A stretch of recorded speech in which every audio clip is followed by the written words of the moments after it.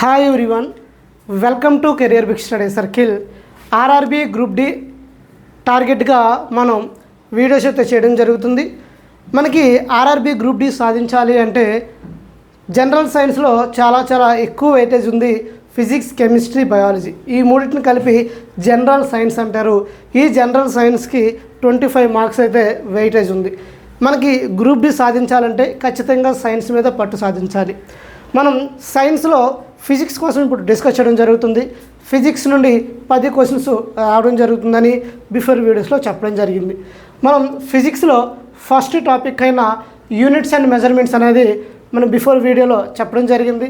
దాని కంటిన్యూషనే మనకి బిఫోర్ వీడియోలో ఫిజికల్ క్వాంటిటీ అంటే ఏంటి, భౌతిక రాశి అంటే ఏంటి, ఫండమెంటల్ యూనిట్స్ అంటే ఏంటి, డెరైవ్డ్ యూనిట్స్ అంటే ఏమిటి, తర్వాత ఫండమెంటల్ యూనిట్స్ ఎన్ని, వాటి యొక్క సింబల్స్ ఏంటి, వాటి యొక్క యూనిట్స్ అనేవన్నీ కూడా బిఫోర్ క్లాస్లో డిస్కస్ చేస్తున్నాం. ఆ క్లాస్ ఎవరైనా చూడకపోతే ఆ క్లాస్ చూసిన తర్వాత ఈ క్లాస్ చూడండి, మీకు క్లియర్గా అర్థమవుతుంది. ఇది పార్ట్ 2. పార్ట్ 1 ఆల్రెడీ అప్లోడ్ చేశాను. ఇక్కడ మనకి బిఫోర్ ఫండమెంటల్ ఫిజికల్ క్వాంటిటీస్ కూడా ఫండమెంటల్ యూనిట్స్ కోసం డిస్కస్ చేసుకున్నాం. ఇప్పుడు డెరైవ్డ్ ఫిజికల్ క్వాంటిటీస్ కోసం డిస్కస్ చేద్దాం. డెరైవ్డ్, దీన్నే ఉత్పన్న ప్రమాణాలు అని చెప్తారు. డెరైవ్డ్ క్వాంటిటీస్, దీన్ని తెలుగులో చూసినట్లయితే ఉత్పన్న ప్రమాణాలు అని చెప్తారు. ఉత్పన్న ప్రమాణాలు ఏంటి? ఉత్పన్న ప్రమాణాలు ఈ డెరైవ్డ్ ఫిజికల్ క్వాంటిటీస్ దేని మీద ఆధారపడతాయి అన్నాను? డెరైవ్డ్ యూనిట్స్ అనేవి మనకి ఫండమెంటల్ యూనిట్స్ మీద డిపెండ్ అవుతాయి. ఫండమెంటల్ యూనిట్స్ మీద డెరైవ్డ్ యూనిట్స్ అనేవి డిపెండ్ అనేది అవుతున్నాయి. ఫస్ట్ వన్ చూసినట్లయితే, ఫర్ ఎగ్జాంపుల్ నేను ఈ ఏరియాకి నాకు డెరైవ్డ్ యూనిట్స్ కావాలి. Serial number, physical quantity, formula, unit. ఈ విధంగా మీరు కొన్ని నేర్చుకుంటే యూనిట్స్ మీకు క్లియర్గా అర్థమవుతుంది. మనకి ఏరియా అంటే ఏరియాకి ఫార్ములా ఏంటమ్మా? L into B. ఏరియాని తెలుగులో ఏమంటాము అంటే వైశాల్యము అని చెప్తారమ్మా. వైశాల్యం అని చెప్తాం. ఇప్పుడు లెంత్ని ఎలా కొలుస్తారు? మీటర్లో కొలుస్తారు. బ్రెడ్త్ని ఎలా కొలుస్తారు? మీటర్లో కొలుస్తారు. కాబట్టి మీటర్ ఇంటూ మీటర్ ఏమవుతుంది? మీటర్ స్క్వేర్ అవుతుంది. ఓకేనా? తర్వాత మనకి వాల్యూమ్ అంటే ఘన పరిమాణం అని చెప్తామమ్మా. వాల్యూమ్ అంటే ఘన పరిమాణము. మనకి వాల్యూమ్కి ఫార్ములా ఏంటి? L into B into H. Length into breadth into height. మనకి లెంత్ని ఎలా కొలుస్తారు? మీటర్లో కొలుస్తారు. బ్రెడ్త్ని ఎలా కొలుస్తారు? మీటరే. హైట్ కూడా మీటర్లో కొలుస్తారు. కాబట్టి మనకి మీటర్ క్యూబ్ అవుతుంది. సో వాల్యూమ్కి యూనిట్ ఏంటంటే మీటర్ క్యూబ్. అదే సెంటీమీటర్లో చెప్తే సెంటీమీటర్ క్యూబ్ అనేది మనం చెప్పచ్చు. తర్వాత మాస్ అంటే ద్రవ్యరాశికి చూసినట్లయితే మాస్ కాదు, డెన్సిటీ అంటే సాంద్రత. మనకి డెన్సిటీ కోసం చూద్దాం. డెన్సిటీ అంటే ఏంటి? Density is equal to mass by volume. Density అంటే తెలుగులో మనకు సాంద్రత అని పిలవడం జరుగుతుంది. సాంద్రత చాలాసార్లు ఎగ్జామ్లో రిపీటెడ్గా వస్తున్న క్వశ్చన్ అమ్మ. What are the units of density అంటున్నాడు. డెన్సిటీ అంటే ఏంటో మనకి ఫస్ట్ ఫార్ములా తెలియాలి. ఫార్ములా తెలిస్తే యూనిట్స్ అనేవి ఈజీగా మీరు డెరైవ్ చేయొచ్చు. Density is equal to mass by volume. మాస్కి యూనిట్స్ ఏంటమ్మా? మాస్కి కేజీ.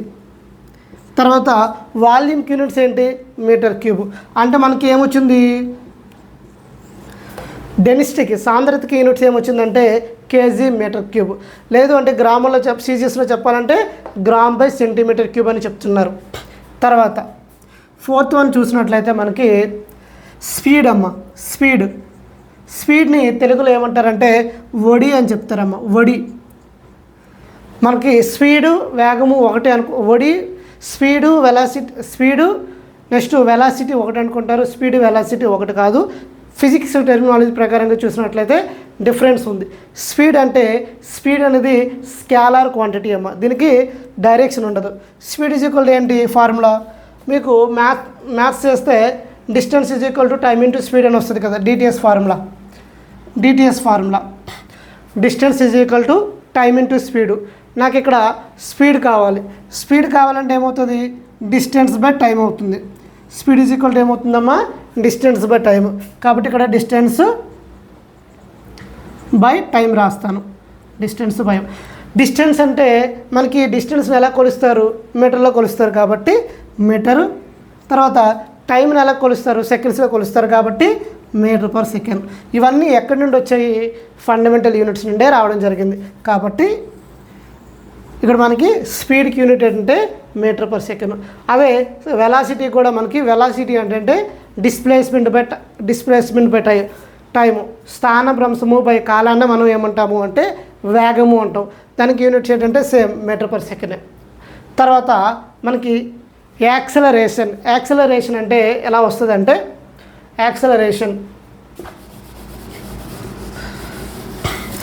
దీని కంటిన్యూషన్ రాస్తాం చూడండి. నెక్స్ట్ 5th వన్ చూస్తే యాక్సలరేషన్ అంటే తెలుగులో ఏమని పిలుస్తాము అంటే త్వరణము అంటామమ్మా. త్వరణము అని చెప్తాం. Acceleration is equal to formula ఏంటంటే the rate of change of velocity by time. అంటే వెలాసిటీ బై టైము, వేగము బై వెలాసిటీ బై టైము. వెలాసిటీకి ఫార్ములా ఏంటమ్మా, మీటర్ పర్ సెకండ్ వచ్చింది, యూనిట్స్ మీటర్ పర్ సెకండ్ వచ్చింది.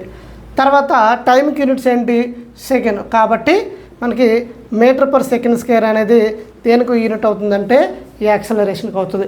ఇలా మనం ఎన్ని యూనిట్స్కైనా ఏం చేయొచ్చు అంటే ఎన్ని ఫిజికల్ క్వాంటిటీస్కైనా యూనిట్స్ని డెరైవ్ చేయొచ్చు. ఇది మనకి డెరైవ్డ్ ఫిజికల్ క్వాంటిటీస్. ఇక్కడ మనకి ఫోర్సు, ఫర్ ఎగ్జాంపుల్ ఫ్రీక్వెన్సీ తీసుకుందాం మేము. ఫ్రీక్వెన్సీ 6. ఫ్రీక్వెన్సీని తెలుగులో ఏమని పిలుస్తామంటే పౌను పుణ్యము అని చెప్తాం మనం. ఫ్రీక్వెన్సీ ఈజ్ ఈక్వల్ టు ఏంటంటే 1/t. 1/t అంటే టీ ఫర్ టైం పీరియడ్ అమ్మ. 1/టైం పీరియడ్ ఆవర్తన కాలం అని చెప్తాము. పౌన పుణ్యము ఈజ్ ఈక్వల్ టు 1/1 ఆవర్తన కాలము. టైం పీరియడ్ని ఆవర్తన కాలం అని చెప్తాం. సో టైం పీరియడ్కి యూనిట్స్ ఏంటి, సెకండ్. కాబట్టి 1/సెకండ్ అని రాస్తాము. ఫైనల్గా సెకండ్ ఇన్వర్స్ అని రాయొచ్చు కదా. ఇంకా కొన్ని ఫ్రీక్వెన్సీకి ఇంకా యూనిట్స్ ఉంటాయి. హెడ్జ్ ఉంటుంది, సైకిల్ ఇన్వర్స్ ఉంటుంది. తర్వాత మనకి ఫోర్స్ తీసుకుంటే force is equal to F is equal to MA mass into acceleration. ఫోర్స్కి ఎస్ఐ యూనిట్ చూసినట్లయితే న్యూటను, అదేవిధంగా సీజియస్ యూనిట్ చూసినట్లయితే డైన్. అది ఎలా వచ్చాయి ఏంటనేది మనం ఈ ఫోర్సు ఈ టెర్మినాలజీ వచ్చినప్పుడు క్లియర్గా డిస్కస్ చేద్దాం. డెరైవ్డ్ యూనిట్స్ ఈ విధంగా మనం ఏం చేయొచ్చు, ఫండమెంటల్ యూనిట్స్. ఈ యూనిట్స్ రాయాలంటే దేని మీద డిపెండ్ అవుతున్నాము, ఫండమెంటల్ యూనిట్స్ మీద డిపెండ్ అవుతున్నాం. కాబట్టి ఈ యూనిట్స్ని డెరైవ్డ్ యూనిట్స్ అంటారు. ఉత్పన్న రాశులు, ఉత్పన్న ప్రమాణాలని చెప్పడం జరుగుతుంది. ఇవి డెరైవ్డ్ క్వాంటిటీస్. తర్వాత ఇప్పుడు మనకి ఫిజికల్ క్వాంటిటీస్ అయ్యాయి, తర్వాత డెరైవ్డ్ క్వాంటిటీస్ అయ్యాయి. ఇప్పుడు మనం కొన్ని ఫండమెంటల్ యూనిట్స్ ఏవి, లెంత్, మాసు, టైము. వీటికి స్మాలెస్ట్ యూనిట్ ఏంటి, అదేవిధంగా స్మాలెస్ట్ యూనిట్ ఏంటి, బిగ్గెస్ట్ యూనిట్ ఏంటి అనేది కూడా ఇప్పుడు డిస్కస్ చేద్దాం. Smallest unit, biggest unit. Exam point of వ్యూలో ఎక్కువగా అడుగుతున్నాడు. ఇక్కడ నుండి ఎక్కువగా క్వశ్చన్ అడుగుతున్నాడమ్మా. ఇక్కడ నుండి ఎక్కువగా క్వశ్చన్ అడుగుతున్నాడు. చూడండి, లెంత్కి సంబంధించిన యూనిట్స్. లెంత్కి సంబంధించి యూనిట్స్ మనం ఇక్కడ నేర్చుకుందాం. లెంత్కి సంబంధించి, లెంత్ అంటే పొడవు.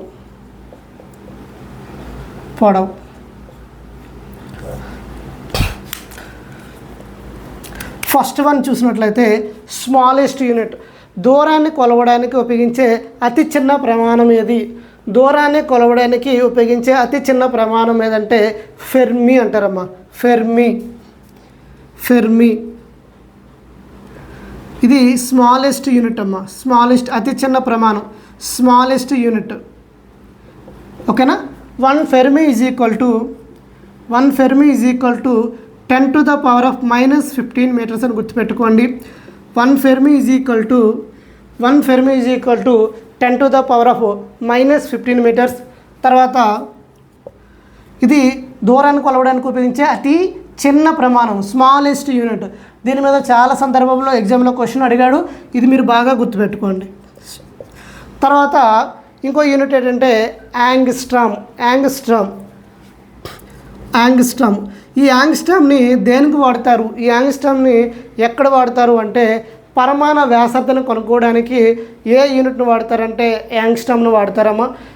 మనకి అటామిక్ రేడియస్ని ఫైండ్ అవుట్ చేయడానికి కోసం ఆటమ్స్లో అటామిక్ రేడియస్ని ఫైండ్ అవుట్ చేయడానికి కోసమే మనకి యాంగ్స్ట్రామ్ను వాడతారు. దూరాన్ని కొలవడానికి ఉపయోగించే ఒక యూనిటే యాంగ్స్ట్రామ్. ఇది అటామిక్ రేడియస్ని ఫైండ్ అవుట్ చేయడానికి వాడతారమ్మా. అటామిక్ రేడియస్ పరమాణు వ్యాసార్థం.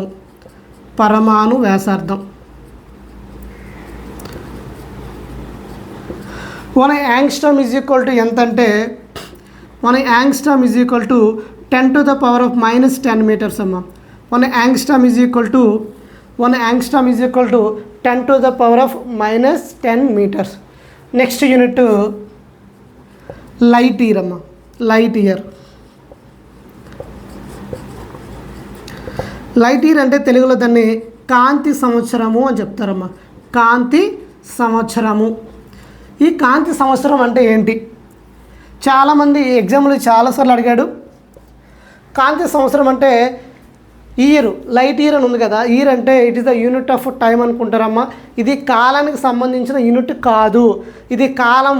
సంవత్సరం అంటే కాలం కదా, మనకి కాలానికి సంబంధించిన యూనిట్ అని అనుకుంటారు. ఆప్షన్లో కూడా ఫస్ట్ ఆప్షను కాలం అని ఇస్తారు, ఆప్షన్ పెట్టేసి వస్తారు, తర్వాత తెలుస్తుంది. లైట్ ఇయర్ అనేది కాలానికి యూనిట్ కాదు, దూరానికి కొలిసే యూనిట్ అనేసి మీరు అర్థం చేసుకుంటారు. కాబట్టి light year is a unit of distance అని గుర్తుపెట్టుకోండి. చాలా సందర్భంలో అడగడం జరిగింది, one of the previous year question ఇది. అయితే లైట్ ఇయర్ అంటే ఏంటని చెప్తామంటే, లైట్ ఇయర్ కాంతి 1 సంవత్సర కాలంలో శూన్యంలో ప్రయాణించే దూరాన్నే కాంతి సంవత్సరము అంటారు. మరొకసారి చూడండి, కాంతి 1 సంవత్సర కాలంలో శూన్యంలో ప్రయాణించే దూరాన్నే కాంతి సంవత్సరం అంటారు. ఒకసారి ఇంగ్లీష్లో చూసినట్లయితే distance travelled by light in 1 year in vacuum. Light అనేది 1 సంవత్సర కాలంలో శూన్యంలో ప్రయాణించే దూరాన్ని ఏమంటామంటే కాంతి సంవత్సరం అని చెప్తారు. అయితే దీని యొక్క వాల్యూ ఎంత అంటే సింపుల్గా చెప్పుకోవాలంటే మనకి డైరెక్ట్ వాల్యూ ఏంటంటే 9.46 10 to the power of 15 meters అని చెప్పవచ్చు. 9.46 into 10 to the power of 15 meters అని చెప్పచ్చు. లేదా అంటే 9.46 into 10 to the power of 12 kilometers అని చెప్పొచ్చు అమ్మా. మీటర్లో చెప్పాలంటే 10 to the power of 15 meters అని చెప్తాం. కిలోమీటర్లో చెప్పాలంటే 10 to the power of 12 kilometers అని చెప్పడం జరుగుతుంది. సార్ ఇది ఎలా వచ్చింది ఈ 9.46 అంటే? ఒకసారి డెఫినేషన్ చూడండి. డెఫినేషన్ ఏం చెప్తున్నాను, కాంతి 1 సంవత్సర కాలంలో అంటే 1 సంవత్సరము కాలంలో శూన్యంలో ప్రయాణించే దూరం. కాంతి శూన్యంలో ఎంత వేగంతో ప్రయాణిస్తుంది, కాంతి శూన్యంలో వేగం ఎంత అంటే కాంతి వేగము 3 × 10 to the power of 8 meter per second అని మనం ఇదివరకే తెలుసుకుంటాం. కాబట్టి 1 సంవత్సరం కాలం అన్నాం. కాబట్టి 1 సంవత్సరానికి ఎన్ని రోజులు అంటే 365 రోజులు, మనకి 25 అంటే 1/4 days కాబట్టి 365 ఇంటూ మనకి 60 minutes ఉంటాయి, 60 seconds. తర్వాత ఎన్ని 24 రోజులు కదా, 24 hours కదా, 24. అదేవిధంగా 3 × 10 to the power of 8 meter per second. ఇవన్నీ మీరు 365.25 into 60 × 60 × 3 × 10 to the power of 8 meter per second. ఇదంతా మల్టిప్లై చేస్తే ఒక రోజులో మనకి ఇంటూ 24 వస్తుందమ్మా. 24 ఇదంతా మల్టిప్లై చేస్తే మనకి ఎంత వస్తుంది అంటే 9.46 × 10 to the power of 15 meters. So ఈ ఒక్క వాల్యూని గుర్తుపెట్టుకోండి, మీకు సరిపోతుంది. ఆ వాల్యూ ఎలా వచ్చిందంటే ఇది వచ్చింది, ఈ విధంగా రావడం జరిగింది. నెక్స్ట్ మరొక 2 యూనిట్స్ ఉన్నాయి, ఆ 2 యూనిట్స్ కూడా డిస్కస్ చేద్దాం. ఇది మీరు క్లియర్గా నోట్ చేసుకోండి. ఈ 3 కూడా మనకి ప్రీవియస్ ఇయర్గా వచ్చిన క్వశ్చన్లే. ఈ 3 కూడా ఎగ్జామ్లో రిపీటెడ్గా క్వశ్చన్స్ వచ్చాయి. మరో 2 ఉన్నాయి, ఆ 2 కూడా చెప్తాను, నోట్ చేసుకోండి. Fermi, angstrom, light year. Next unit ఏంటంటే ఆస్ట్రోనామికల్ యూనిట్. మనకి తెలుగులో కూడా ఫెర్మి అంటారమ్మా. ఫెర్మి అంటే తెలుగులో కూడా ఫెర్మి అనే, తెలుగులో మళ్ళీ ఇంకా కొత్త నేమ్ కాదు లేదు, ఫెర్మి అంటే ఫెర్మియే. 1 fermi is equal to 10⁻⁻15 metres అని గుర్తుపెట్టుకోండి. తర్వాత ఇంకో యూనిట్ ఏంటంటే ఆస్ట్రోనామికల్ యూనిట్ అని చెప్తారు. ఆస్ట్రోనామికల్ యూనిట్ అంటే ఖగోళ ప్రమాణం అని చెప్తారమ్మా. ఖగోళ ప్రమాణం అని చెప్తారు. ఆస్ట్రోనామికల్ యూనిట్ దీన్ని తెలుగులో ఖగోళ ప్రమాణం అని చెప్తారు. ఖగోళ ప్రమాణము. అయితే ఒక్క పాయింట్, లైట్ ఇయర్ అనేది కాంతి సంవత్సరం అనేది ఎక్కడ ఉపయోగిస్తారు అంటే, కాంతి సంవత్సరం అనేది మనకి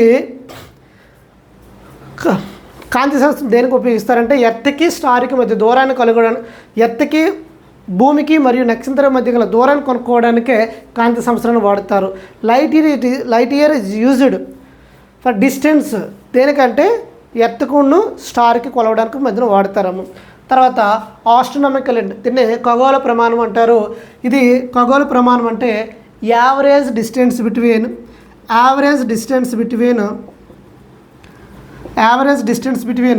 ఎర్త్ అండ్ సన్, భూమికి సూర్యుడి గల మధ్య దూరాన్ని కొలవడానికి ఉపయోగించే యూనిట్నే ఏమంటామంటే 1 ఆస్ట్రోనామికల్ యూనిట్ అని చెప్పడం జరుగుతుంది. 1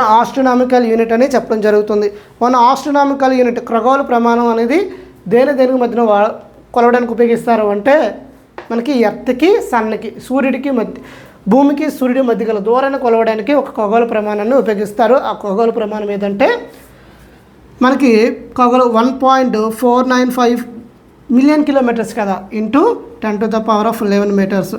ఇది మనకి 1 ఆస్ట్రోనామికల్ యూనిట్. ఖగోళ ప్రమాణం అంటే సూర్యుడికి భూమికి మధ్య గల దూరాన్ని కొలవడానికి ఉపయోగిస్తారు. దీన్ని ఖగోళ ప్రమాణం అంటారు. ఈ యొక్క ఖగోళ ప్రమాణం అంటే 1.495 కిలోమీటర్స్ ఇంటూ 10⁻11 మీటర్స్. దీన్ని కొన్నిసార్లు అప్రాక్సిమేట్లీ 1.5 అని కూడా రాస్తారమ్మా.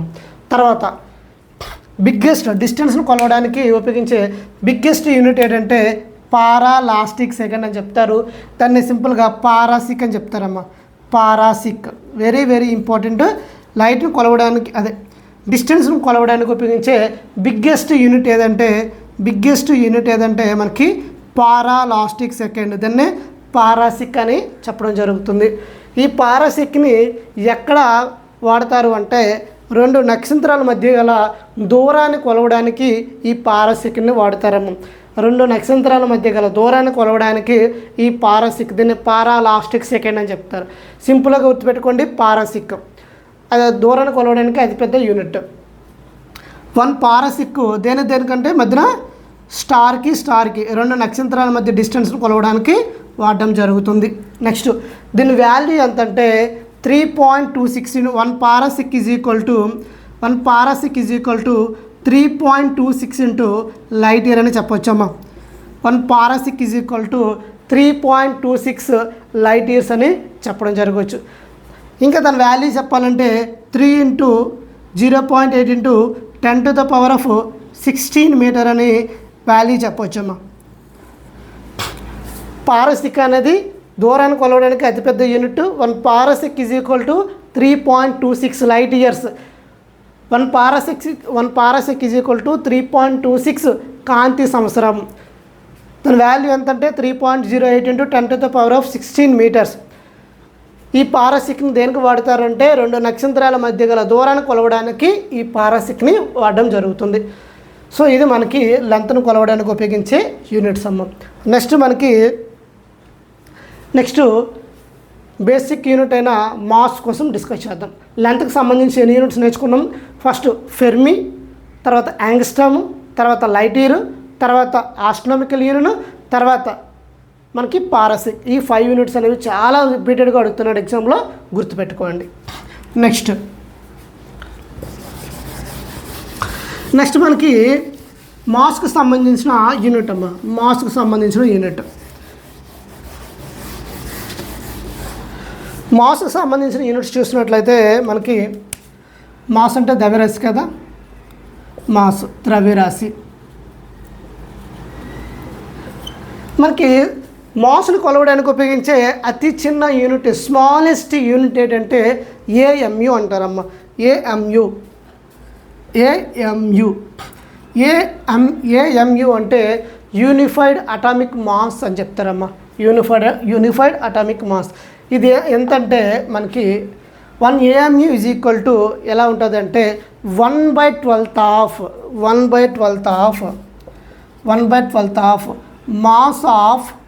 Mass of atom of carbon.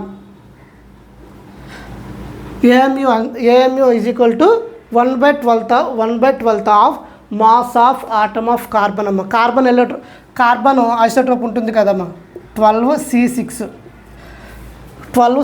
దాన్ని కార్బన్ ఐసోటోప్ అని చెప్తారు. 1/12 of the atom of carbon. సింపుల్గా దీని వాల్యూ కావాలంటే 1 AMU is equal to 1.66 into 10⁻⁻27 kg అని చెప్పుకోవచ్చు. ఇది వెరీ వెరీ ఇంపార్టెంట్. ఎగ్జామ్లో మోస్ట్ రిపీటెడ్గా అడుగుతున్నాడు. మాస్ను కొలవడానికి అతి చిన్న ప్రమాణం ఏది అంటే ఏఎంయు అటామిక్ మాస్ యూనిట్ అని చెప్తారు. యూనిఫైడ్ అటామిక్ మాస్ యూనిట్ ఏంటంటే మనకి మాస్ను కొలవడానికి అతి చిన్న ప్రమాణము. అది 1 AMU is equal to 1/12 of mass of atom of carbon. ఇది కార్బన్ యొక్క ఐసోటోప్. ఇది వాల్యూ చెప్పాలంటే 1 AMU is equal to 1.66 into 10⁻⁻27 kg. Next మనకి ఒక కింటా అంటే ఎన్ని కేజీలు, ఒక టన్ అంటే ఎన్ని కేజీలు, ఇలా మీకు బేసిక్ తెలుసు, అవి ఎగ్జామ్లో అడిగాడు. బట్ ఇది స్మాలెస్ట్ యూనిట్ కదా, ఇది స్మాలెస్ట్ యూనిట్. బిగ్గెస్ట్ యూనిట్ ఏంటమ్మా? బిగ్గెస్ట్ యూనిట్ అంటే అతిపెద్ద ప్రమాణం ఏదంటే మనకి చంద్రశేఖర్ లిమిట్ అమ్మ. బిగ్గెస్ట్ మాస్ను కొలవడానికి, ద్రవ్యరాశిని కొలవడానికి ఉపయోగించే అతిపెద్ద ప్రమాణం ఏదంటే చంద్రశేఖర్ లిమిట్.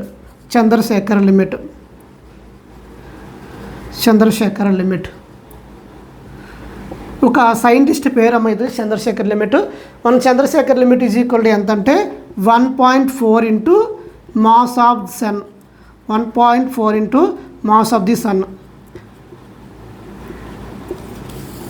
ఇది ఇంపార్టెంట్. ఇతను అమెరికా శాస్త్రవేత్త. మన Chandrasekhar limit is equal to 1.4 into mass of the sun. మనకి ద్రవ్యరాశిని కొలవడానికి అతిపెద్ద యూనిట్ ఏదంటే చంద్రశేఖర్ లిమిట్. ఇది మనకి మాస్కి సంబంధించిన యూనిట్స్ అమ్మ. నెక్స్ట్ మాస్ చూసినట్లయితే ఇది మాస్ అనేది ఎటువంటి ఫిజికల్ క్వాంటిటీస్ అయినా టెంపరేచర్ మీద కానీ లేకపోతే ప్రెజర్ మీద కానీ లేదా లొకేషన్ మీద కానీ దేని మీద కూడా డిపెండ్ అవ్వదు. ద్రవ్యరాశి అనేది ఒక ప్రాపర్టీ అమ్మ. ద్రవ్యరాశి అనేది దేని మీద ఫిజికల్ క్వాంటిటీస్ అయినా టెంపరేచర్ కానీ, ప్రెజర్ కానీ, లేకపోతే లొకేషన్ మీద కానీ డిపెండ్ అవ్వదు. దేని మీద ఆధారపడదు. మాస్ అనేది ఫర్ ఎగ్జాంపుల్ నా మాసు ఇక్కడ మాస్ ఎక్కడ ఉంది, ఇక్కడ నా మాస్ ఎంత ఉంటుందో వేరే ప్లేస్లో కూడా మాస్ ఒకేలా ఉంటుంది. వెయిట్ మారుతుంటుంది కానీ మాస్ మారదు. చాలామంది వెయిట్కి మాస్కి అనేది కన్ఫ్యూజ్ అవుతుంటారు. ఆ రెండు యొక్క డిఫరెన్స్ అనేది మనకు ఫర్దర్ క్లాసెస్లో వస్తుంది. మాస్ యొక్క డిఫరెన్స్, వెయిట్ యొక్క డిఫరెన్స్ అనేది మీకు క్లియర్గా చెప్తాను. ఒకటి గుర్తుపెట్టుకోండి, మాస్ మారదు అని ఒక స్టేట్మెంట్ గుర్తుపెట్టుకోండి. మాస్ మారదు. మాస్ అనేది ఎక్కడ కూడా మారదు. అది ఏ ప్లేస్లో అయినా, పోల్స్ దగ్గర అయినా లేకపోతే ఈక్వేటర్ దగ్గర అయినా, ఎక్కడైనా నీకు అంతరిక్షంలోకి వెళ్ళినా ఎక్కడికి వెళ్ళినా మాస్ అనేది మారదు. వెయిట్ అనేది మారుతుంది. మాస్ అనేది మారదు అనేది గుర్తుపెట్టుకోండి. ఇట్స్ టెంపరేచర్ మీద కానీ, ప్రెషర్ మీద కానీ, లొకేషన్ మీద కూడా ఎటువంటి దేని మీద ఆధారపడదు. ఇది మాస్. ఇది దేనికి సంబంధించి, ఇది ద్రవ్యరాశికి సంబంధించింది. నెక్స్ట్ టైంకి సంబంధించిందమ్మా. నెక్స్ట్ టైం చూసినట్లయితే మనకి టైంకి యూనిట్స్ సెకండ్స్ అని మీకు తెలుసు. టైంకి 1 ఇయర్ అంటే ఏంటంటే 365 డేస్ ఉంటాయి. మన లీప్ ఇయర్ అంటే 366 డేస్ ఉంటాయి. 366 డేస్ ఉన్నప్పుడు మనకి ఫిబ్రవరి మంత్లో 29 డేస్ ఉంటుంది. మనకి 1 డేకి ఎన్ని సెకండ్స్, 1 డేకి ఎన్ని సెకండ్స్, 1 డేకి ఎన్ని అవర్స్, 1 మినిట్కి ఎన్ని సెకండ్స్, అవన్నీ మీకు అందరికీ తెలిసిందే. బట్ అవి ఎగ్జామ్ పాయింట్ ఆఫ్ వ్యూలో ఎప్పుడు కూడా బేసిక్ ఇన్ఫర్మేషనే, ఎగ్జామ్ పాయింట్ ఆఫ్ వ్యూలో ఏమీ అడగట్లేదు. బట్ అవి అన్నీ చెప్పుకోవాలంటే మీకు ఆల్రెడీ తెలిసినవే. ఇది మనకి ఏంటంటే యూనిట్స్ అండ్ మెజర్మెంట్స్. నెక్స్ట్ మనకి డైమెన్షనల్ క్వాంటిటీస్ అని చెప్తారమ్మా. డైమెన్షనల్ క్వాంటిటీస్ అంటే చూడండి, డైమెన్షనల్ క్వాంటిటీస్ అని చెప్తారు. డైమెన్షనల్ క్వాంటిటీస్ సింపుల్గా డైమెన్షనల్ క్వాంటిటీ లేదా డైమెన్షనల్ ఫార్ములా అని చెప్తారు. డైమెన్షనల్ క్వాంటిటీస్లో ఫార్ములా అని రాస్తాను.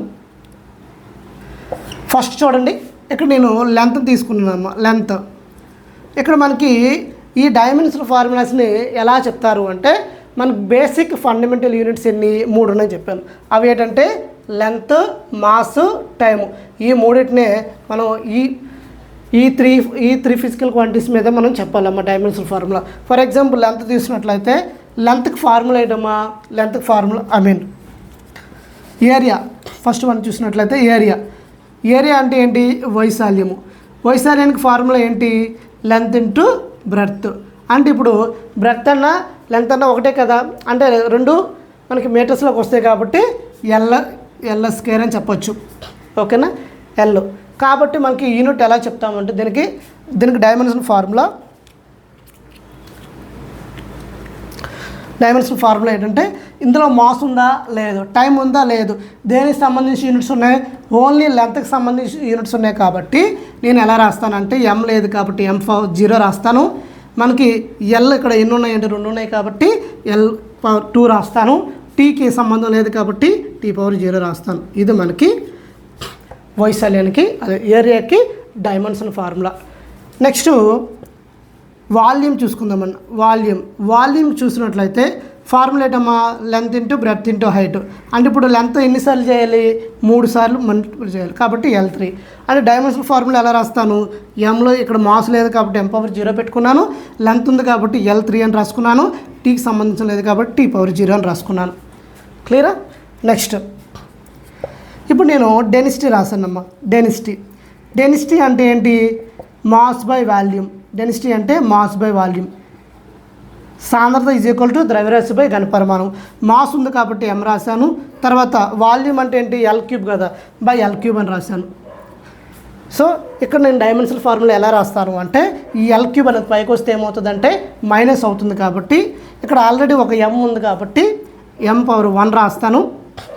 తర్వాత L-3 రాస్తాను, పైకి వెళ్ళింది కాబట్టి -3 రాస్తాను, టీ లేదు కాబట్టి T/0 అనేది రాస్తాను.